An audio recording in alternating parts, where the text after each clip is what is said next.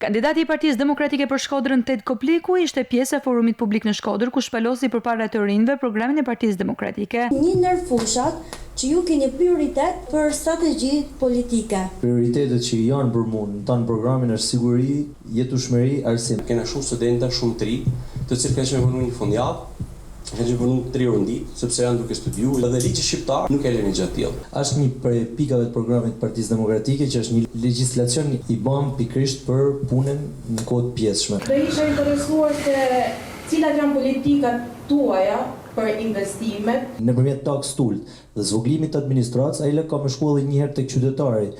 Ka më shku aty ku duhet. Pse duhet si studente dhe si e re për me votu ju? Unë mendoj që politika duhet me kenë profesion dhe profesionin më serioz dhe për këtë arsye, për profesionalizimin e politikës dhe të vendimmarrjes, besoj që është kandidati i duhur. A do të merrni një iniciativë që puna e deputetit të ishte një punë vullnetare? Për mendimin tim, deputeti duhet me pas kushte të mira punet, pikërisht për mos me kenë i shitshëm. Cila do të ishte aplikimi alternativ i dënimit në lidhje për të ndikuar në uljen e krimit? Unë jam kundër politikave ndërshkuese, e sidomos për sa i përket të rive.